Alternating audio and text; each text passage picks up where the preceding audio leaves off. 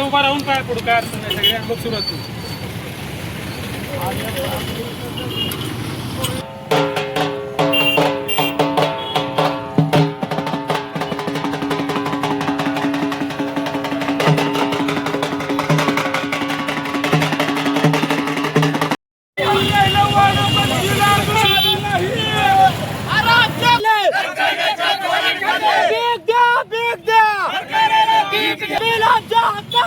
नाही कुणाच्या बापाचं रुजवेल आमच्या हक्काचं नाही कुणाच्या बापाचं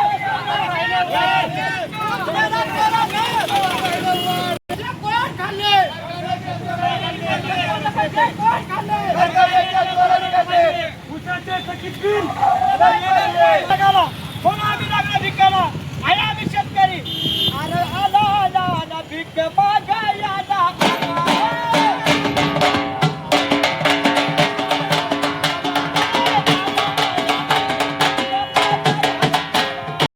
आणि किती दिवसापासूनची मागणी आज आंदोलन काय केलं एवढं सांगा.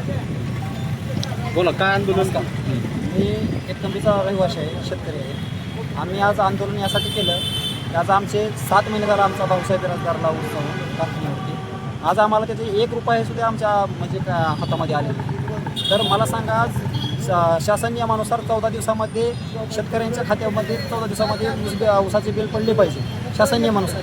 तर ही शासन काय करायला आहे? आज 7 महिने झाले शेतकऱ्यांकडून आज समजा आज आम्ही त्यांना पैसे मागितले, त्यांनी काय म्हणले की आमच्या बँकेमधून मार्फत तुम्हाला तुमच्याच ऊसाचे बिल हे कर्ज स्वरूपात मिळेल 80% बिल आणि त्यावरती तुम्हाला व्याज लागेल. मला सांगा मग आमचं बिल आमचे जे बिल त्यांच्यापाशी आहे ती बिल आमचं महत्त्वाचं नाही का?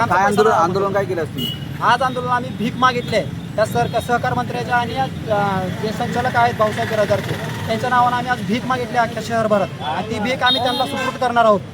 जी काय मिळालेली भीक आहे ती आम्ही सुपूर्द करणार आहोत. थँक्यू. एक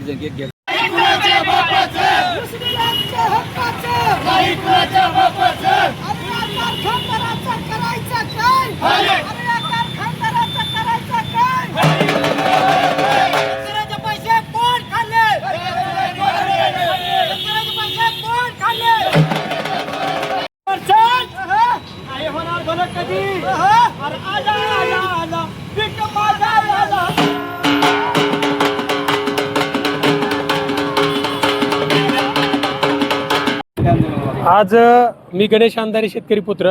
आज भाऊसाहेब बिराजदार साखर कारखाना यांनी शेतकऱ्याचं गेल्या 7 ते 8 महिन्यांपासून ऊसाचं बिल दिलेलं नाहीये. आज शेतकऱ्यांवर उपासमारीची वेळ आलेली आहे. आज शेतकरी अक्षरशः कोणी एसटीनं आला, कोणी स्वतःच्या गाडीनं आला, परंतु शेतकरी सुद्धा या ठिकाणी पोहोचू शकला नाही. साधारण 700 ते 800 शेतकरी जर आज ह्या ऊसाच्या बिलापासून प्रलंबित राहिले असतील तर त्यांच्या घरात त्यांना लागणारा दवाखान्याकरता पैसा असेल, शाळेकरता पैसा असेल, हा पैसा कोण उपलब्ध करून देणार? हा सगळ्यात मोठा प्रश्न आहे. माझी एक सरकार दरबारी विनंती असेल, जिल्हाधिकाऱ्यांनी तात्काळ RCCची कार्यवाही करून कारखान्यावर जप्ती आणून ह्या शेतकऱ्यांचे लवकरात लवकर बिल जमा करावे आणि साखर आयुक्तांनी ह्याची तीव्रतेने दखल घेऊन सगळ्या शेतकऱ्यांचं बिल लवकरात लवकर अदा करावं ही सरकार दरबारी विनंती आहे. आणि व्याजासहित परतावा करावा ही सगळ्या सरकार दरबारी विनंती आहे.